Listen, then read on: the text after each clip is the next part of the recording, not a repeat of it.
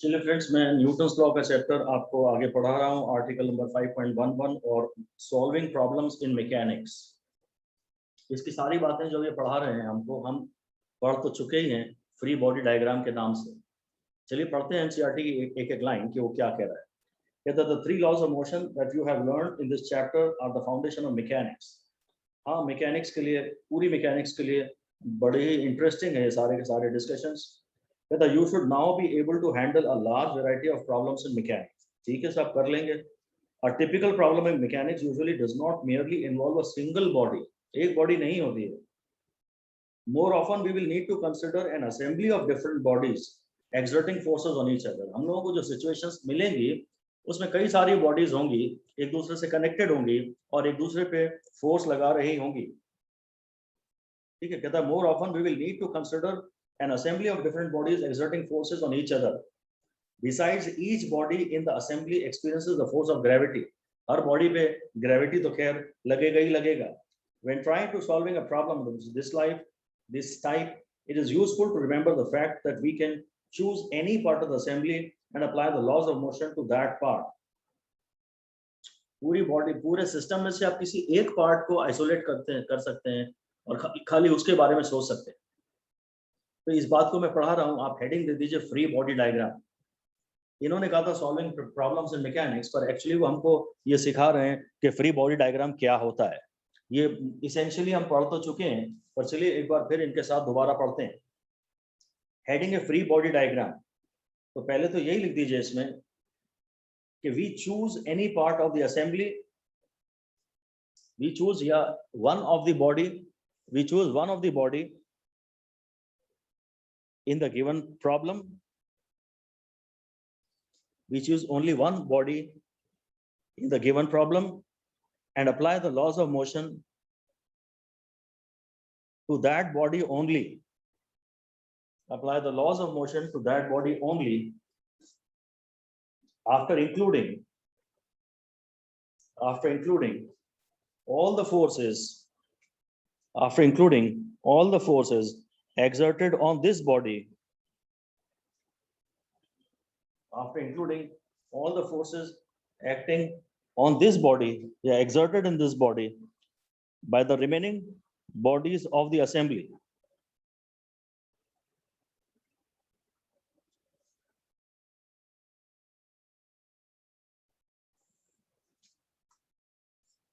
कह रहा है कई सारी बॉडीज हैं, कनेक्टेड बॉडीज हैं, और आप उसमें से किसी एक का motion at a time study करना चाहते हैं। मेरी खोपड़ी की बात करें तो आंख, नाक, कान, ये सब कनेक्टेड बॉडीज। अब मैं सिर्फ कान का फ्री बॉडी डायग्राम बनाना चाहता हूँ, तो मैं एक डायग्राम बनाऊंगा जिसमें सिर्फ कान को एज अ ब्लॉक डिनोट करूंगा, और बाकी जितनी भी चीजें हैं वो कान पे जो फोर्स लगा रही हैं उन फोर्सेस को डायग्राम में मार्क करने की कोशिश करेंगे। हम पढ़ रहे हैं फ्री बॉडी डायग्राम, और इसमें हमने अभी तक ये पढ़ा है कि शायद आपको एक डायग्राम दिया जाएगा, उसमें 4, 5, 6 पार्ट्स होंगे। उस असेंबली में आप किसी एक एक करके एक एक पार्ट का फ्री बॉडी डायग्राम एफबीडी बनाएंगे। जिस पार्ट का आप एफबीडी बनाएंगे उसको आप एक ब्लॉक की तरह उसका डायग्राम अलग से बना लेंगे, और देखेंगे कि उस पार्ट पे बाकी सारे क्या फोर्स लगा रहे हैं, जितने भी रिमेनिंग पार्ट्स हैं। और फोर्स तो वहीं लगता है जहाँ कॉन्टैक्ट हो, और एक फोर्स बिना कॉन्टैक्ट के लगता है और वो है mg। ऐसा ही कुछ ये बात आपसे कह रहा है, जो कि हम ऑलरेडी जानते हैं। ये कह रहा है कि जिस पार्ट का आप एफबीडी बना रहे हैं उसको सिस्टम कहिए, और बाकी सारे पार्ट्स को असेंबली कहिए, नहीं एनवायरनमेंट कहिए। आप किसी एक पार्ट का एफबीडी बना रहे हैं तो इसको सिस्टम कहिए, और बाकी पूरी असेंबली को एनवायरनमेंट कहिए। ये शायद मैं ज्यादा फॉलो नहीं करना चाहूंगा, मैं सब पूरे सिस्टम जो दिया गया रहता है उसको सिस्टम कहता हूँ, और किसी एक पार्ट को एक बॉडी कहता हूँ जिसका कि मैं एफबीडी बना रहा हूँ। खैर क्या नाम देते हैं वो तो फिजिक्स में इंपॉर्टेंट है नहीं, प्रॉब्लम सॉल्विंग करनी है आपको। नाम अपनी मर्जी से, जलेबी और वो कहें, भजिया कहें, ये भजिया का एफबीडी बना रहा हूँ, खोपड़ी का एफबीडी बना रहा हूँ, सब चलेगा, वो कोई प्रॉब्लम नहीं है। जो आपको अच्छा लगे, नाम इम्पोर्टेंट नहीं है, प्रॉब्लम सॉल्विंग इंपॉर्टेंट है। कहता we have followed the same method in solved example, जो पहले सॉल्व्ड एग्जांपल दे चुके हैं उसमें उन्होंने यही काम फॉलो किया है।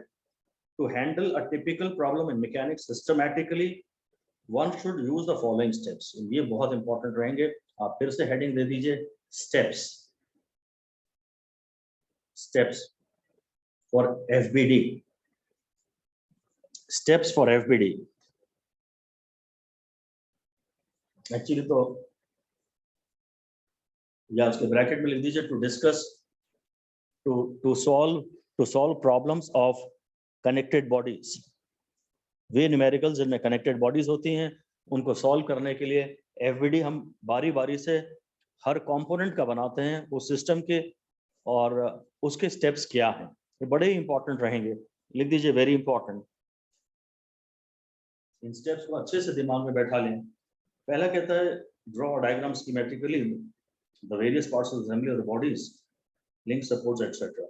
मेरा तो ये कहना है कि आप इस समय जिसका एफबीडी बना रहे हैं बस उसका डायग्राम बनाइए, उसको एक ब्लॉक की तरह दिखाइए, चाहे वो मछली हो, चाहे सांप हो, चाहे आदमी हो, चाहे बंदर हो, चाहे रस्सी हो, उसको एक ब्लॉक की तरह दिखाइए, उसका मास रखिए एम, उसके अंदर दिखा दीजिए 2 kg है या 5 kg है, और फिर देखिए कि कौन कौन उसको छू रहा है उस ब्लॉक को। ये डायग्राम बनाइए। तो मैं भी डायग्राम बनाने की बात कर रहा हूँ पर मैं एनसीईआरटी से थोड़ा डिफरेंट कह रहा हूँ। नंबर 1 डाल के लिख दीजिए draw a diagram, draw a diagram of the body, draw a diagram of the body whose FBD is being drawn, draw a diagram of the body whose FBD is being drawn, and very clearly mark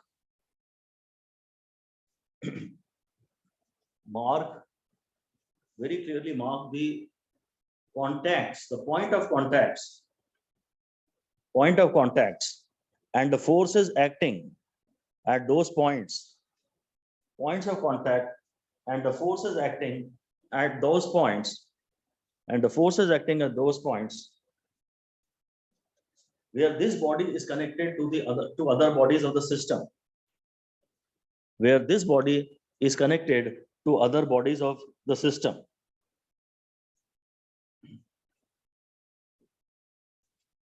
एक body मान लीजिए यहाँ पे ऐसे रखी है suppose ये, और मैं इसका एफबीडी बना रहा हूँ, तो यहाँ कॉन्टैक्ट है, इसका एफबीडी बना रहा हूँ, तो आप सिर्फ इसका डायग्राम बनाना। मान लीजिए ये M1 है, सिर्फ इसका एफबीडी बनाना। ये टेबल भी मत बनाना, टेबल पे रखा है। धागा है तो यहाँ एक बनेगा लिंक, और अगर धागे में आप फोर्स मार्क कर सकते हैं तो फोर्स मार्क कर दीजिए। धागे में फोर्स टेंशन होती है, ग्रेविटी का एक फोर्स अभी मैं अलग से आपको लिखाऊंगा, mg हमेशा मार्क करते ही है। और यहाँ भी कांटेक्ट है तो यहाँ से भी कोई ना कोई तो फोर्स आएगा। जहां जहां कांटेक्ट है, आप जिसका एफबीडी बना रहे हैं खाली उसको बनाइए, इसको अभी मत बनाइए, पर इसका जिससे कांटेक्ट है वो जरूर बनाइए।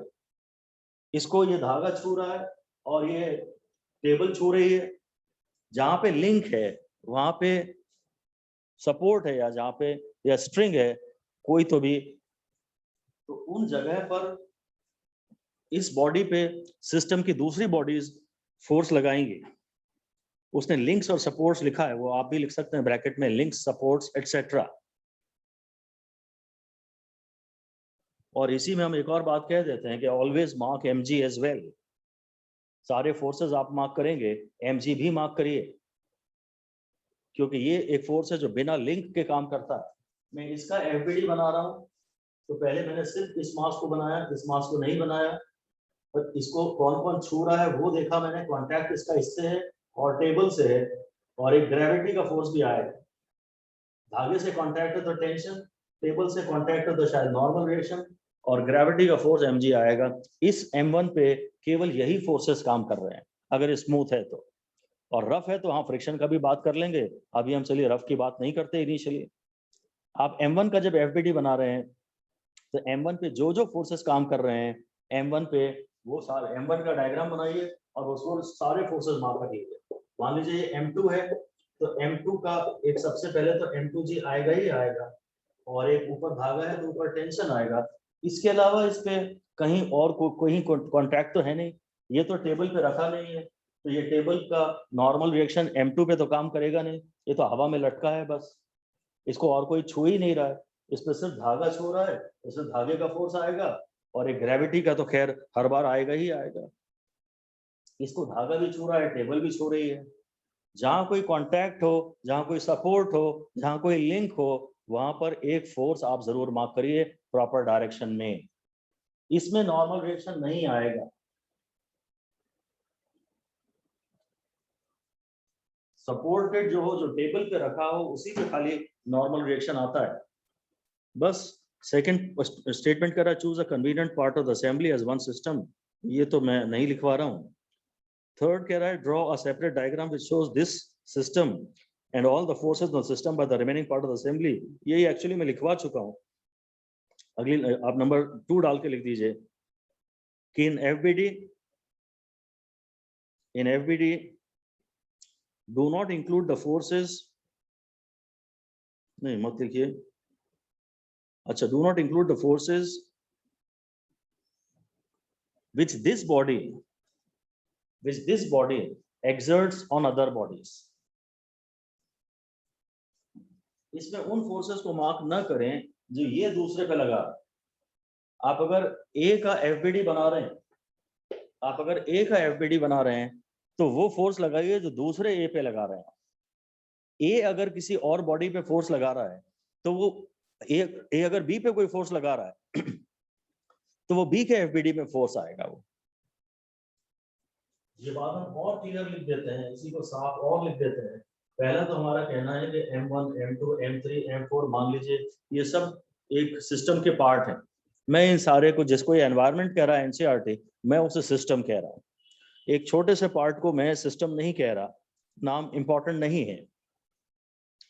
तो पूरा जो कंप्लीट सिस्टम है, जो सब कनेक्टेड बॉडीज का है, उसमें मैं एक एक पार्ट का FBD बना रहा हूँ।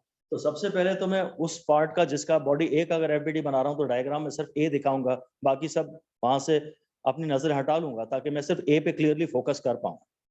वरना बाकी सब भी मुझे दिखता रहेगा तो मैं A पे मेरा फोकस जरा कम हो जाएगा। पूरा ध्यान A पर केंद्रित हो, इसलिए हम A का नया डायग्राम फिर से बना रहे हैं। पर ध्यान से वो सारे फोर्सेस बना रहे हैं जो दूसरे A पे लगा रहे हैं। आपको फर्क उन फोर्सेस से पड़ता है जो दूसरे आप पे लगाते हैं। तो आपके FBD में मुझे वो फोर्सेस लगाने हैं जो दूसरे जिन फोर्सेस से आपको चिढ़ा रहे हैं। आपने अगर A ने अगर B को लात मारी तो ये A के FBD में नहीं आएगा।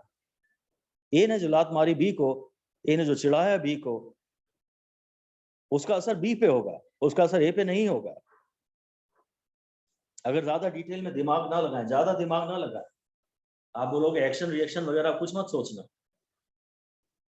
अगर A ने B पे एक्शन मारा तो B ने A पे रिएक्शन मारा, तो अगर A पे आएगा फिर। अगर इन दैट केस अगर आपको मिल रहा है कि भाई टेंशन भी तो एक्शन रिएक्शन ही है ना, कोई भी फोर्स एक्शन रिएक्शन के रूप में या किसी भी रूप में A पे दूसरे लोग जो लगा रहे हैं, चाहे वो A के एक्शन के फलस्वरूप ही लगा रहे हों, दूसरे लोग जो भी लगा रहे हैं वो A के FBD में फोर्सेस आएंगे। पर A ने जो दूसरे B पे लगाया वो A के FBD में नहीं आएगा, क्योंकि हम बस अभी ज्यादा दिमाग नहीं लगा रहे हैं, मैकेनिकली कुछ रूल्स बना रहे हैं। जब हम रूल्स बना रहे हैं ना, तो हम इस थियोरी के सोल्यूशन की थोड़ी एल्गोरिथम डेवलप कर रहे हैं ताकि लिमिटेड सोचें। एक बार में हर ब्लॉक की अगर सोचते रहे तो फिर कुछ नहीं होने वाला। एक बार में एक ही ब्लॉक के बारे में सोचें। ये सिस्टमैटिक मेथड डेवलप कर रहे हैं और बड़ा ही ज्यादा यूजफुल है ये। 5 बॉडीज हैं, आप बॉडी C का FBD अगर बना रहे हैं, A B C D E connected हैं, आप बॉडी C का FBD बना रहे हैं तो C ही का ही केवल ब्लॉक बनाएं, बाकी सारे को पे से अपना ध्यान हटा लें, C का ही बनाएं। C पे mg जरूर दिखाएं वर्टिकली डाउनवर्ड, और फिर देखें C को कौन कौन कहां से छू रहा है, और C पे जो फोर्सेस दूसरे लगा रहे हैं वो C के FBD में आएंगे। ये मैकेनिकली बस एक रूल हमने बना लिया, इसमें ज्यादा दिमाग न लगाएं कि यार ये रूल सही है कि गलत है। हाँ, पढ़ते समय पहली बार, दूसरी, तीसरी बार पढ़ते समय तो जो डाउट आए वो आपको जरूर पूछने ही चाहिए, पर फाइनली ये सारे द्वार आपको डाउट्स के बंद कर देने चाहिए कि हाँ मैं सेटल्ड हूँ। अब मैं सेटल्ड हूँ कि जब मैं C का FBD बनाऊंगा तो मैं वो फोर्स नहीं मार्क करूंगा इस डायग्राम में जो C ने D पे लगाया। दूसरों ने जो C पे फोर्स लगाए वो सारे हम C के FBD में बनाएंगे। ये आप जब तक सेटल नहीं हो जाते तब तक आपके मन में अगर डाउट आते हैं तो जरूर पूछिए। फाइनली एक समय ऐसा आना चाहिए जब आपको ये क्लियर कट हो कि हाँ मेरे को C का FBD बनाना है, तो सिर्फ वही फोर्सेस मार्क करने हैं जो दूसरे C पे लगा रहे हैं। फिर आपको इसका कोई रीजन नहीं सोचना है कि ये सब क्यों कर रहे हैं। जब हम रूल्स बना रहे हैं, एक बार जब थंब रूल बना लिया कि थंब रूल बन गया, तो उससे यही होना चाहिए कि आसपास की थ्योरी आप दोबारा ना सोचें। ये रूल आपने किस लॉजिक से बनाया था, वो लॉजिक सोचते रहे तो सवाल कभी सॉल्व नहीं होगा, टाइम निकल जाएगा। रूल बनाने के पहले आपको जितना दिमाग लगाना है लगा लीजिए। एक बार रूल बन गया, उसके बाद रूल बन गए और हम सिर्फ रूल्स के तहत काम करेंगे, फिर दोबारा उस डीप थ्योरी में नहीं जाएंगे कि वो रूल आपने क्या क्या सोच के बनाया था। रूल हमारा ये है कि अगर मैं डी का एफबीडी बना रहा हूं तो मैं डायग्राम में सिर्फ डी बनाऊंगा, मुझे आसपास की चीजें कम दिखेंगी तो डिस्ट्रैक्शन कम होगा। एक एमजी बनाऊंगा और जहां जहां डी को दूसरे लोग छू रहे हैं उस जगह एक ना एक मुझे फोर्स और मिलेगा, उस जगह मुझे एक फोर्स मिलेगा, तो वो फोर्स भी मैं डायग्राम में दिखाऊंगा, एफबीडी में दिखाऊंगा। दूसरे जो इस पे फोर्स लगा रहे हैं वो इसके एफबीडी में आएंगे, ये जो दूसरे पे फोर्स लगा रहा है वो इसके एफबीडी में नहीं आएंगे। और इसके एक्सक्यूज मी एफबीडी सर, में केवल इसी का आ रहा है। जी सर अगर हम दो ऑब्जेक्ट हैं सी और डी और हम सी का एफबीडी बना रहे हैं, तो हम सिर्फ उस पे वही फोर्सेस लेंगे जो बाकी ऑब्जेक्ट्स उस पे डाल रहे हैं, और डी उसके एकदम ऊपर है तो वो ग्रेविटेशन की वजह से उस पे फोर्स डालेगा, तो हम उसको कैसे मेंशन करेंगे? देखिए, अगर ये सी है और ये डी है, अच्छी बात पूछी आपने, थैंक यू सो मच। अब इसका मास mc है मान लेते हैं और इसका मास md है, और मैं सपोज सी का एफबीडी बना रहा हूं, तो सी पे एक तो फोर्स आएगा mc जी, और ये जो फोर्स होता है इसे हमेशा केवल n कहते हैं, क्योंकि मुझे एग्जैक्टली पता नहीं है कि n c के mg के बराबर है या उससे ज्यादा है, मुझे नहीं मालूम। और हाँ, क्योंकि d c को छू रहा है तो d c पे जो फोर्स लगाएगा वो भी एक एक्शन होगा। वो आप चाहो, अगर आपको लगता है कि आप जानते हो, तो वो d का mg है। d जो c पे एक फोर्स तो लगाएगा, जरूरी तो नहीं है कि ये लगाएगा, पर हम अभी सिंपल केसेस की ही बात करते हैं। ये d जो c पे फोर्स लगाएगा वो उसके वेट के कारण लगाएगा, तो d ने जो c पे फोर्स लगाया वो d का mg है। अच्छा देखो, c ने इस पे एक रिएक्शन मारा होगा ना, c ने d पे एक रिएक्शन मारा होगा, d c पे एक्शन लगा रहा है, d c पे एक्शन लगा रहा है, तो c d पे रिएक्शन लगाएगा। c ने जो d पे रिएक्शन लगाया वो c के एफबीडी में नहीं आएगा। अभी तो मैं ये सिखा रहा हूँ आपको। d का फोर्स, d जो c का एक तो ग्रेविटी से कांटेक्ट है, एक टेबल से कांटेक्ट है, मतलब कांटेक्ट तो नहीं है पर हाँ ग्रेविटी का असर तो मैं मार्क करूंगा। एक ऊपर से नीचे से ये टेबल का कांटेक्ट है और ऊपर से d का कांटेक्ट है, तो एक नीचे से रिएक्शन आएगा और एक ऊपर से फोर्स आएगा, और ऊपर से जो फोर्स आएगा शायद वो d का mg होगा, तो आप चाहो तो उसे mdg लिख सकते हो, ये c का fbd होगा। जहां तक d की बात है, अगर मैं d का fbd बनाऊं तो d के fbd में एक mdg आएगा, ये तो पक्का यही रहेगा, एक ये n डैश रहेगा। अभी n डैश कितना है इसके बारे में अभी हम चिंता नहीं कर रहे, इसे आपको अगर आप n डैश ही लिखें हमेशा रिएक्शन को तो ज्यादा अच्छा है। ये जब सारी इक्वेशन जब सॉल्व करते हैं तो n डैश की वैल्यू कितनी है वो निकल आती है, वो पार्ट में अभी सॉल्व नहीं कर रहा हूं, मैं सिर्फ फोर्सेस मार्क कर रहा हूं प्रॉपर डायरेक्शन में। c के एफबीडी में एक आएगा mcg, एक यहां से कांटेक्ट है तो इसका नॉर्मल रिएक्शन, और एक d इस पे फोर्स लगा रहा है शायद d के वेट के कारण। अगर d का एफबीडी बनाओ तो d पर एक ग्रेविटी है और d का कांटेक्ट केवल इससे है और तो कहीं है नहीं, तो ये c जो d पे फोर्स लगा रहा है, c जो d पे फोर्स लगा रहा है वो d के एफबीडी में आएगा, वो c के एफबीडी में नहीं आएगा। ये रूल्स अगर आपने एक बार बहुत अच्छे से क्लियर कर लिए तो आप एक्चुअली मैकेनिक्स को और पूरे फिजिक्स को बहुत एंजॉय कर सकते हैं। ये रूल्स एक बार बहुत ही अच्छे से पढ़िए, खूब बार पढ़िए। हालांकि असली क्लैरिटी तो क्वेश्चन करने से ही आएगी, पर इसे क्वेश्चन करने के पहले भी कई बार पढ़ लीजिए और रट जाएं आपको सारे रूल्स।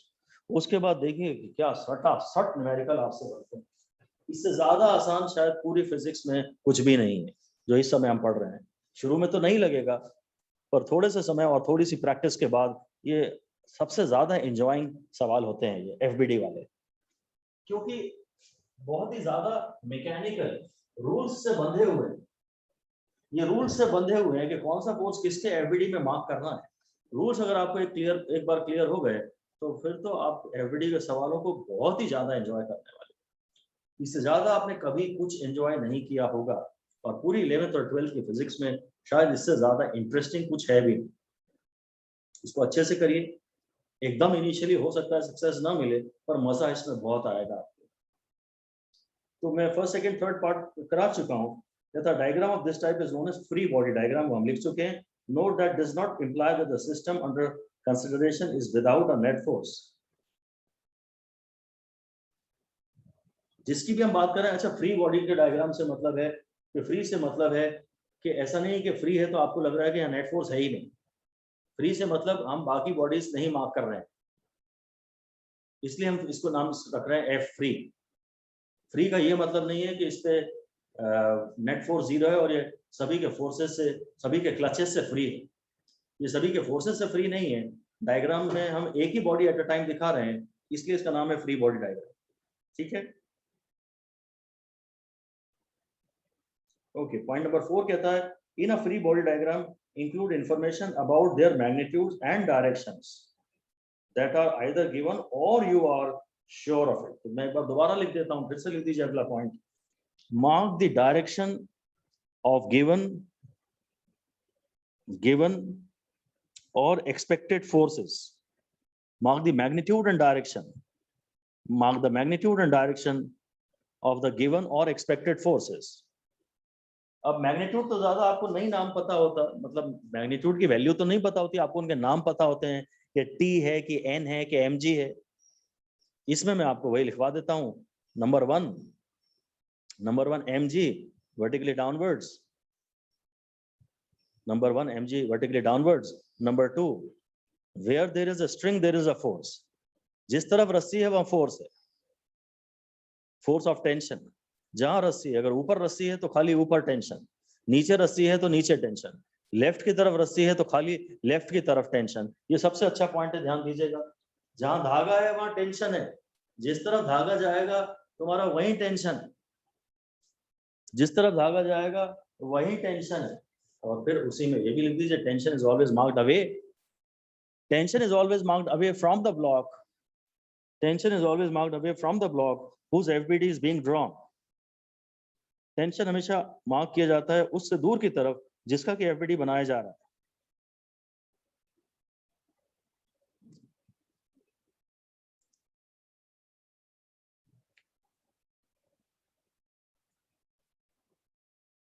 बाकी कह रहा है rest forces should be treated as unknown. अच्छा, मतलब मैं एक तो ये बता चुका हूँ, फिर नंबर 3 पे आ जाएगा शायद नॉर्मल रिएक्शन। एक mg हो गया, दूसरा मुझे नॉर्मल रिएक्शन लिखवाना चाहिए था। और नॉर्मल रिएक्शन तो ठीक है, परपेंडिकुलर होता है और ये एक्शन के अगेंस्ट होता है। नॉर्मल रिएक्शन सोचना पड़ता है आपको, परपेंडिकुलर होता है। नॉर्मल रिएक्शन में ज्यादा प्रॉब्लम तो नहीं आती है। और बाकी जो आपको फोर्सेस नहीं पता है उनको आप अननोन की तरह, जिनके मैग्नीट्यूड पता है उनके मैग्नीट्यूड लिखिए, और नहीं तो उन्हें अननोन यही सब नाम दीजिए, टी वगैरह। अच्छा, एक फोर्स और छूट गया, फ्रिक्शन वाला। फ्रिक्शन को लिख दीजिए। ज्यादातर न्यूमेरिकल में फ्रिक्शन नहीं होगा, आपको जो आएगा थोड़े बहुत न्यूमेरिकलों में फ्रिक्शन हो भी सकता है। ज्यादा शुरू में तो वही सवाल करिए जिनमें फ्रिक्शन नहीं है, जिनमें फ्रिक्शन है वो सवाल बाद में सॉल्व करिएगा। और फ्रिक्शन को लिख दीजिए कि this force is marked parallel to expected motion, this force is marked parallel to the surfaces in contact, parallel to the surfaces in contact, parallel to the surfaces in contact against the direction of expected motion, parallel to the surfaces in contact against the direction of expected motion। बस यही सब forces बड़े ध्यान से आपको mark करने हैं। मतलब इसमें बेसिकली दिमाग को स्विच ऑफ करना है। अगर रूल्स के तहत आप क्वेश्चन को सॉल्व कर रहे हैं तो बस बिल्कुल दिमाग स्विच ऑफ कर दीजिएगा, फिर आपके दिमाग में ज्यादा क्वेश्चंस ना आए। आप बोलिए कि मेरे पास रूल है भाई, रूल से ही काम करूंगा मैं, अब दाएं बाएं नहीं सोचूंगा, या तो कोई किसी रूल में ही मत पढ़ो, सब अपने इंट्यूशन से करो, अपने IQ से करो, तो कोई प्रॉब्लम नहीं है। पर अगर ये रूल एक बार बना लिए तो रूल में तो सारी चीजें अपने आप ऑटोमेटिकली इंक्लूड हो ही जाएंगी।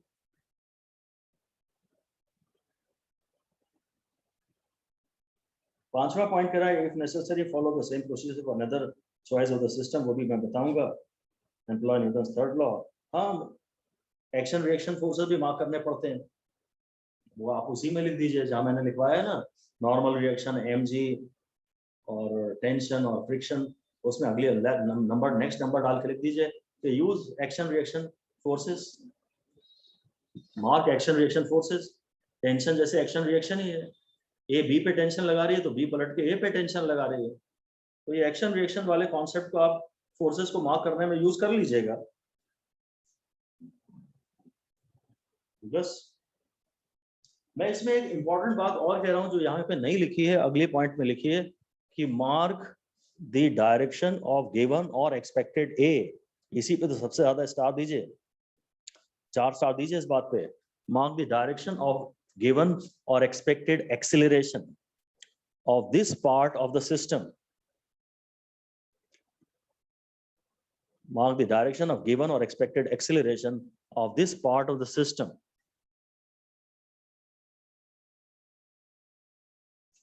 बस आपने पहले सारे फोर्सेस मार्क कर लिए, सारे फोर्सेस मार्क कर लिए। एक बॉडी पे जो बाकी दूसरी बॉडीज फोर्सेस लगा रही हैं इंक्लूडिंग अर्थ, एक बॉडी पे बाकी दूसरी फोर्सेस जो अत्याचार कर रही हैं दूसरी बॉडीज फोर्स लगा के, वो सारे मार्क कर लीजिए।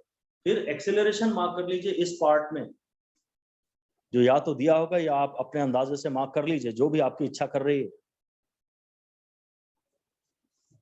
और उसके बाद फिर हमारा कन्वेंशन वो भी है, फिर से लिख दीजिए कि forces in the direction of a should be given positive sign. वे फोर्सेस जो एक्सेलरेशन की डायरेक्शन में हैं they should be given positive sign, and the forces in the direction opposite to that of a, acceleration के against जो forces हैं उनको negative sign देना चाहिए। Forces against the direction of a should be given negative sign. And now apply the formula. अगले step में लिख दीजिए, लास्ट स्टेप लिख दीजिए, 5 स्टार लगा दीजिए। Now apply the formula, now apply Newton second law that net force is equal to m. Net force is equal to m. कहीं आप F1 बोलेंगे, माइनस F2 बोलेंगे, प्लस टू F3 बोलेंगे, minus two F4 बोलेंगे, is equal to M.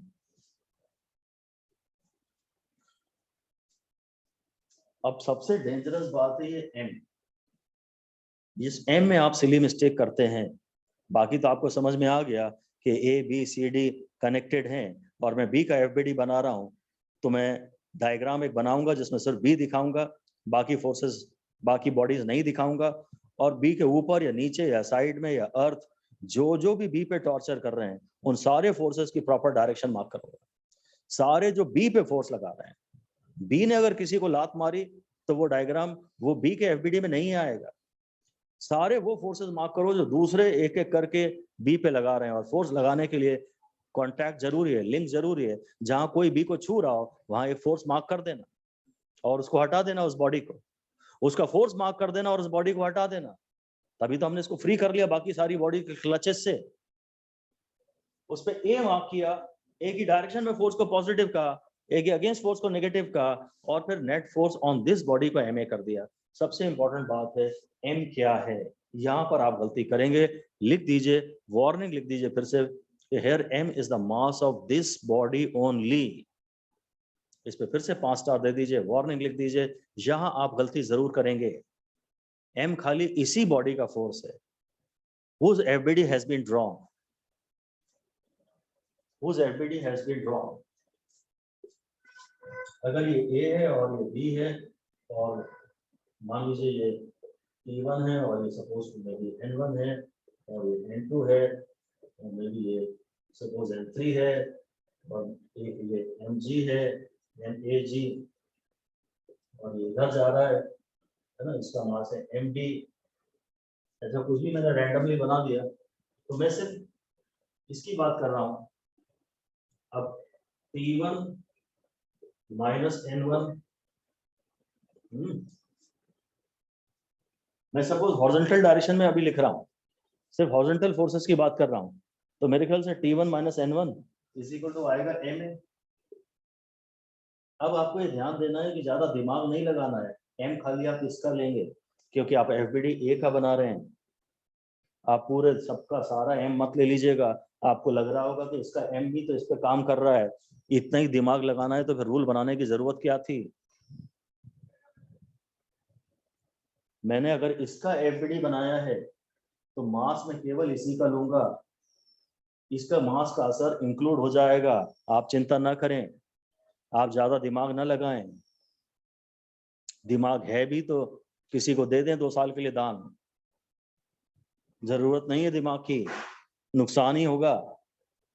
अगर मैं इसका FBD बना रहा हूँ, जब मैंने फोर्सेस इसके लिए हैं, एक्सीलरेशन इसका लिया है, तो मास भी तो इसका लूंगा ना। इसके मास का असर पूरी कैलकुलेशंस में फाइनली इंक्लूड हो जाएगा, अभी ज्यादा दिमाग ना लगाएं। बस यही देखना था कि मास भी उसी का लेते हैं जिसका कि हम एफबीडी बना रहे हैं, उससे जो दूसरे मास कांटेक्ट में हैं उनका असर किसी और नाम से इंक्लूड हो चुका है। हमने लिखा है कि एक्सीलरेशन के डायरेक्शन में फोर्सेस को पॉजिटिव लीजिए, एक्सीलरेशन के अगेंस्ट फोर्स को नेगेटिव लीजिए, नेट फोर्स को एम से इक्वेट कर दीजिए। इसमें एम बड़ा ध्यान से देखना है कि जिसका एफबीडी बनाया है एम केवल उसका मास है।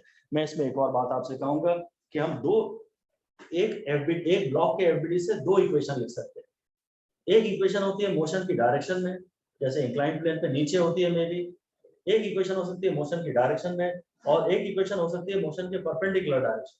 ऐसा लिख लीजिए कि two equations can be written for FBD of one body. एक बॉडी के FBD के लिए आप दो इक्वेशंस लिख सकते हैं। Number 1 in the direction of motion की डायरेक्शन में, and number 2 in a direction perpendicular to that of motion के परपेंडिकुलर डायरेक्शन में। एक है मोशन की डायरेक्शन में और एक है मोशन के परपेंडिकुलर डायरेक्शन में। एक है मोशन की डायरेक्शन में और एक है मोशन के परपेंडिकुलर डायरेक्शन। बस अब मोशन के परपेंडिकुलर डायरेक्शन में जब आप net force equal to ma लगाएंगे तो वहां तो परपेंडिकुलर डायरेक्शन में तो a 0 ही लेना है, ऐसा ही डैश करके लिख दीजिए। Acceleration in the direction perpendicular to motion, acceleration in a direction perpendicular to motion will always be 0. Motion के परपेंडिकुलर डायरेक्शन में एक्सीलरेशन 0 ही होगा। बस तो उसमें आप 1 और 0 डाल दीजिए, और here or in this direction apply the conditions of equilibrium. इस डायरेक्शन में इक्विलिब्रियम की कंडीशंस अप्लाई करिए। इस डायरेक्शन में इक्विलिब्रियम की कंडीशंस अप्लाई करिए।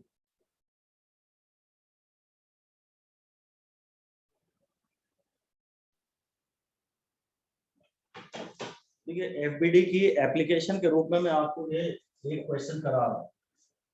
ये ब्लॉक, चलिए इसका मास m1 है, इसका मास m2 है, और मान लीजिए ये P है, फोर्स P लगा रहे हैं हम लोग। ठीक है, बस यही। और मुझे इस कनेक्टेड बॉडीज है, रस्सी है यहाँ पर, और रस्सी है और सेम रस्सी है और मासलेस रस्सी है, तो मैं यहाँ T और T मार्क कर लेता हूँ। शायद एक्सीलरेशन यही होगा, कनेक्टेड बॉडीज में एक्सीलरेशन सेम भी होता है। अब अच्छा, एक बात जरा ध्यान से देख लो कि जो कनेक्टेड बॉडीज होती हैं उनमें अगर फ्रिक्शन नहीं होता तो आपको वर्टिकल डायरेक्शन में, अगर हॉरिजॉन्टल डायरेक्शन में मोशन की बात आपको सोचनी है, हॉरिजॉन्टल एक्सीलरेशन निकालना है या हॉरिजॉन्टल डायरेक्शन में कोई भी बात करनी है, तो वर्टिकल फोर्सेस को डायग्राम में नहीं भी मार्क करेंगे तो चलेगा। ये एक पॉइंट पहले और लिख दीजिए ऊपर, आप ये पॉइंट ऐड कर दीजिए कि if friction is absent, then we may write the equation, we may mark only the forces in the direction of motion. हम खाली मोशन की डायरेक्शन में फोर्सेस मार्क करें डायग्राम में, forces in the direction of motion.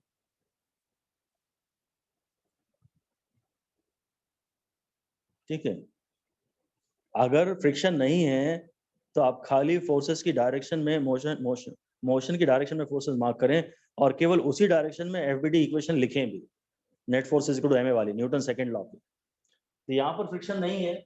अभी मैं अगर इसका एफबीडी बनाऊं m2 का, तो इस पे एक P आएगा और इस पे एक T आएगा, और इसकी इक्वेशन होगी P minus T is equal to m2a। अगर मैं इसका एफबीडी बनाऊं m1 का, तो बस इधर एक धागा है, मैं वर्टिकल फोर्सेस तो मैं बना ही नहीं रहा हूं, तो T की इक्वेशन आ जाएगी m1।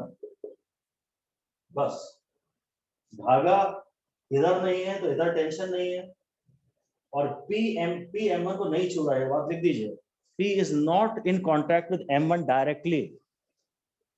P M1 के कांटेक्ट में डायरेक्टली नहीं है. So P will not be marked on FBD of M1. जो डायरेक्ट कांटेक्ट में होते हैं हम केवल उन फोर्सेस की बात करते हैं.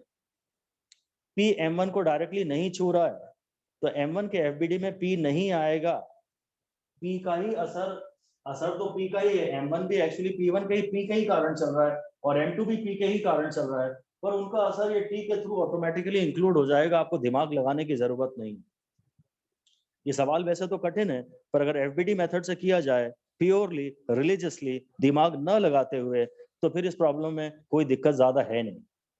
P इसको नहीं छू रहा है तो मैं इसके FBD में P मार्क नहीं करूंगा और इसीलिए जब मैं इसका FBD बनाऊंगा तो मास भी तो खाली इसी का लूंगा.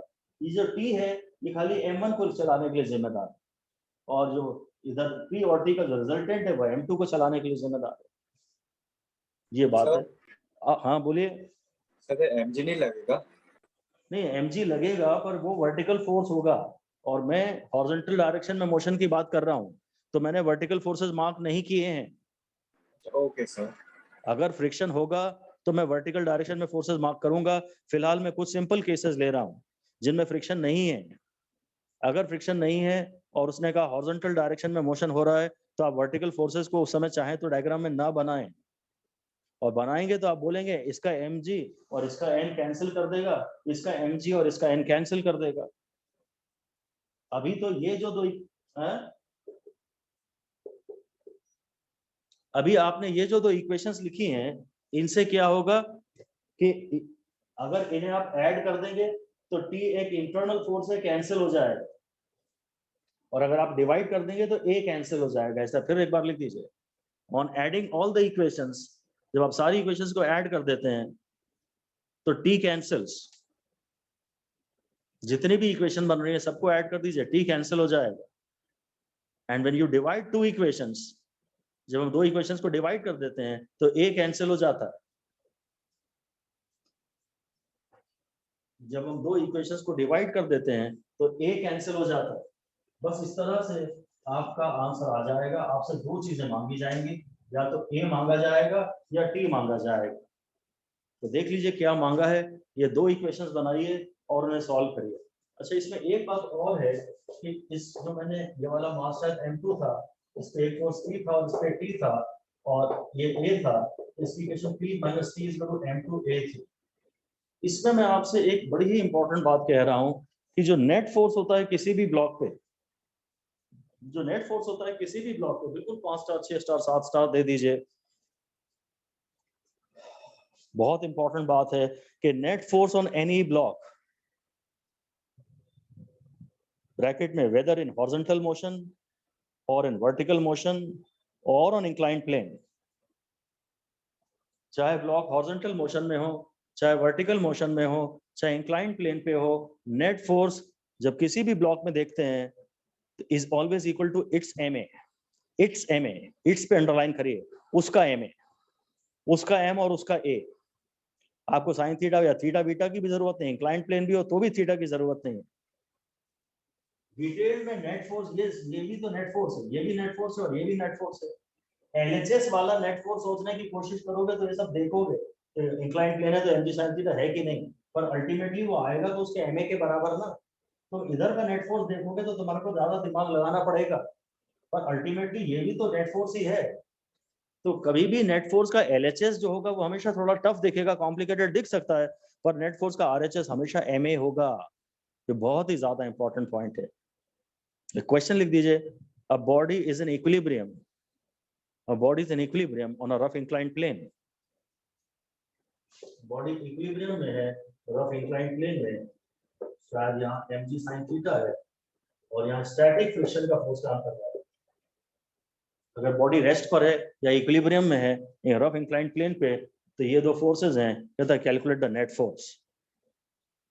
इस बॉडी पे नेट फोर्स बताइए.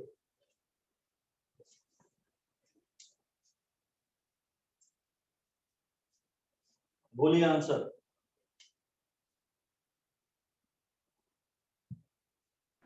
सर डायग्राम वापस बना देंगे, कौन कौन से फोर्सेस थे? रफ इंक्लाइंड प्लेन है और बॉडी इक्विलिब्रियम में है, रेस्ट पर है। ये मैं कहता हूँ इस ब्लॉक पे नेट फोर्स बताओ।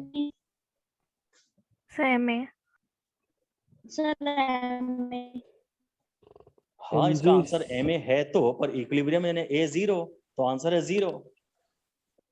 आंसर ए है तो इक्विलिब्रियम में अगर कोई भी बॉडी है, अगर कोई भी बॉडी कभी भी कहीं भी इक्विलिब्रियम पे है तो उस पर नेट फोर्स 0 आएगा। अब वापस कभी एक बार आप बेसिक थ्योरी पढ़िएगा जो फर्स्ट लॉ में पढ़ी थी, जो लाइंस, तो आप फिर से पढ़ लोगे कि बॉडी का स्ट्रेट लाइन में है या यूनिफॉर्म मोशन में है तो वो इक्विलिब्रियम में होती है और उस पर नेट फोर्स 0 होता है। ठीक है, अब मैं इसमें आपको अगला क्वेश्चन करा रहा हूँ वर्टिकल मोशन वाला। मान लीजिए ऐसे ये ब्लॉक है, ये M1 है, ये M2 है और ये पूरा सिस्टम छत से सपोर्टेड है और मान लीजिए पूरा सिस्टम एक्सीलरेशन ए से ऊपर जा रहा है। सब ये पूरा सिस्टम एक्सीलरेशन ए से ऊपर जा रहा है, तो यहाँ का नाम मैं टेंशन T1 दे देता हूँ और यहाँ मैं टेंशन T2 दे देता हूँ। ये धागा अलग है और ये धागा अलग है। इस धागे को जो वेट संभालना है शायद वो पूरा संभालना है, बड़ा स्ट्रॉन्ग धागा होना चाहिए और इस धागे को खाली इसके नीचे आने वाले मास को संभालना है। खैर वर्टिकल फोर्स है तो mg जरूर मार्क करेंगे, इस पे एक m2g जरूर मार्क होगा और इस पे एक m1g जरूर मार्क होगा और यहाँ एक T2 भी आएगा और a से अगर ये ऊपर जा रहा है तो a से ये भी ऊपर जाए।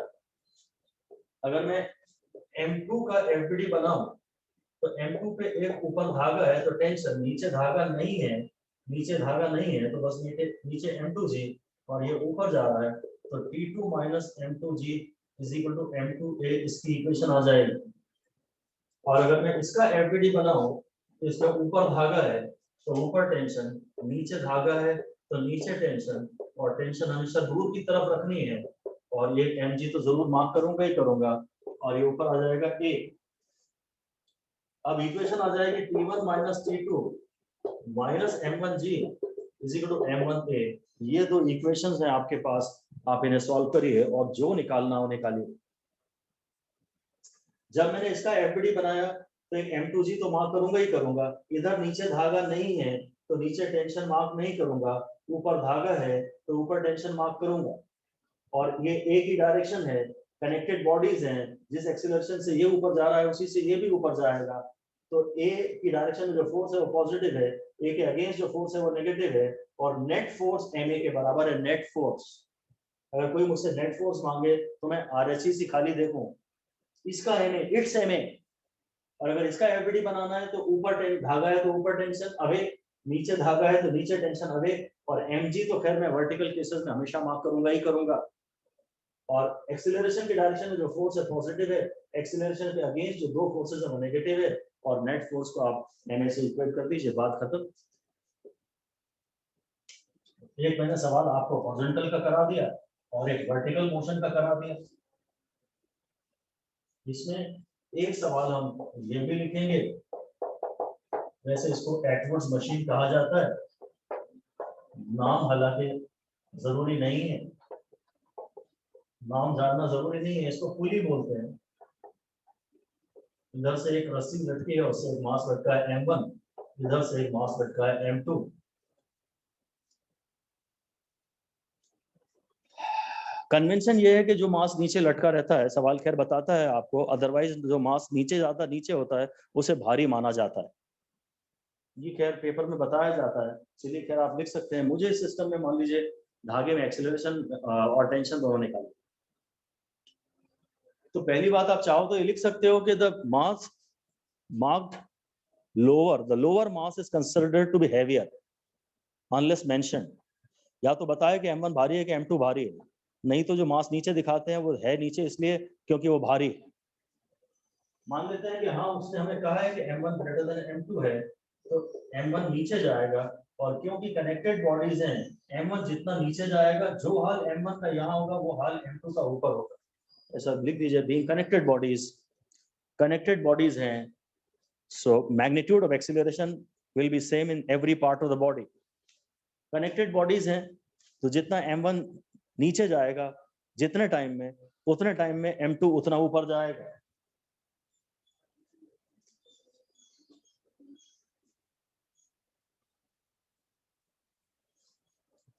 बस तो इससे अब मैं, अच्छा धागा सेम है तो टेंशन सेम, ये पूरा धागा सेम है तो टेंशन सेम है,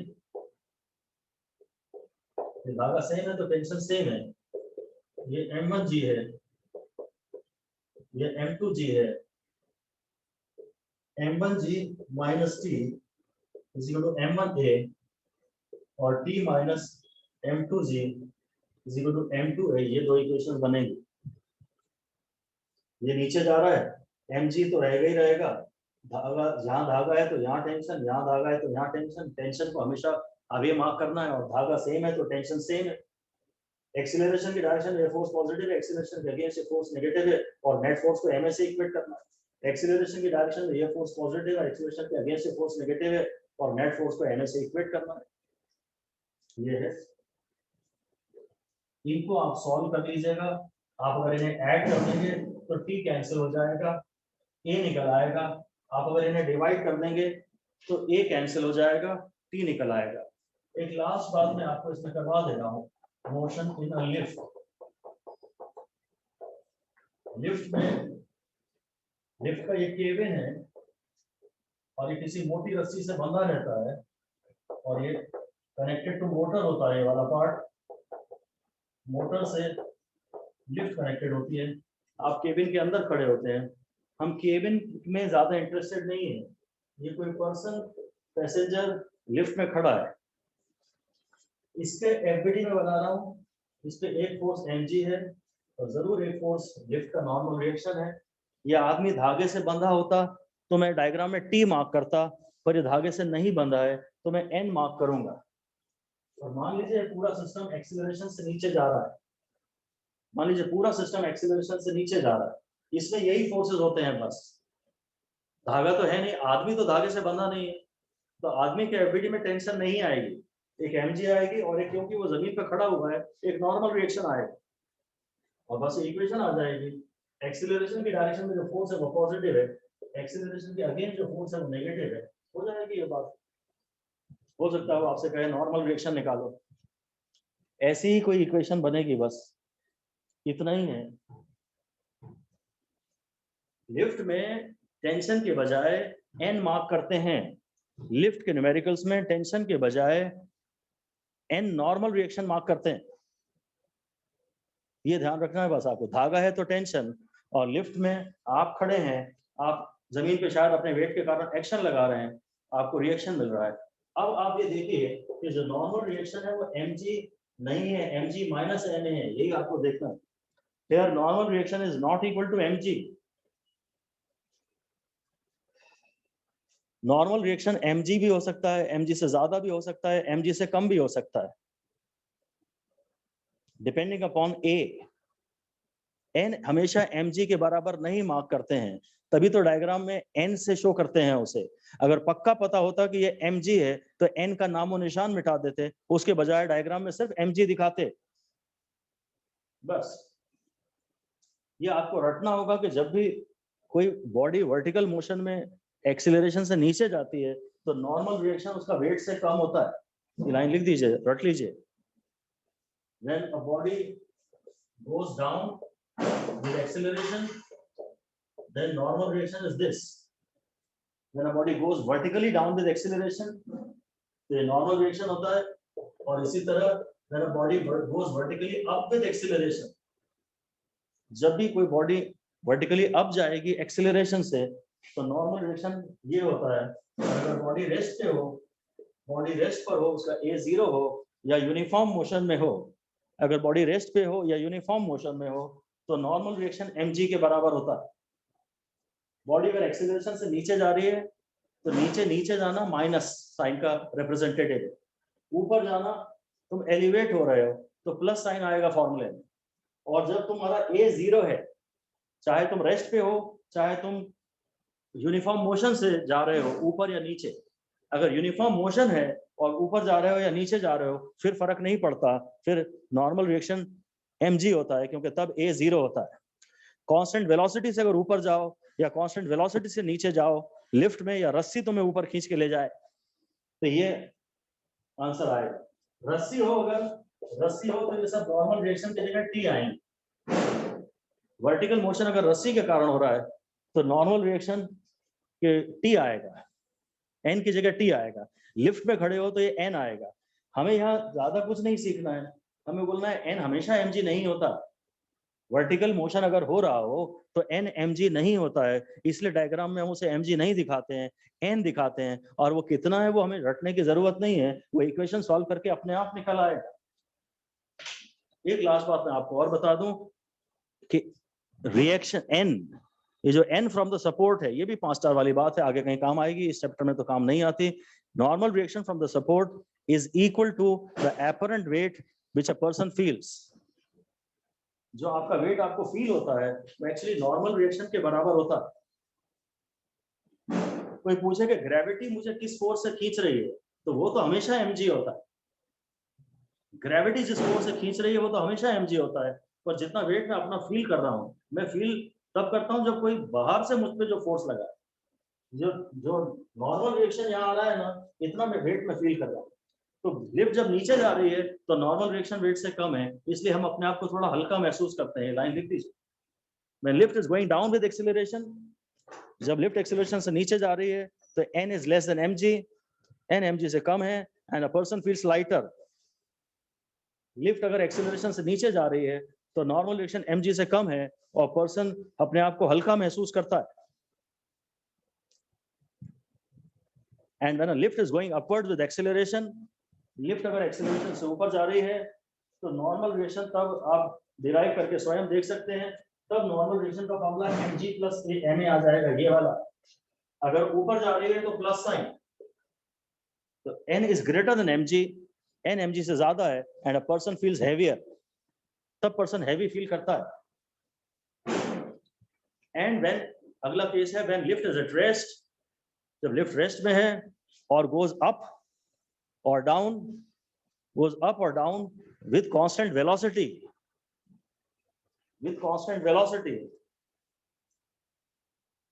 then n is equal to mg. Lift अगर कांस्टेंट वेलोसिटी से ऊपर जा रही है या कांस्टेंट वेलोसिटी से नीचे जा रही है तो n mg के बराबर है। जितना आपको बाहर से फोर्स आएगा ना, वो आप अपना वेट फील करते हैं, उसे एपरेंट वेट कहते हैं या इफेक्टिव वेट कहते हैं।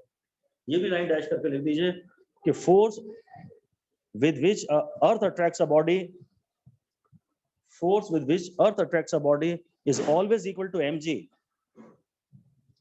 जिस फोर्स से अर्थ अट्रैक्ट करती है एक बॉडी को वो हमेशा mg होता है।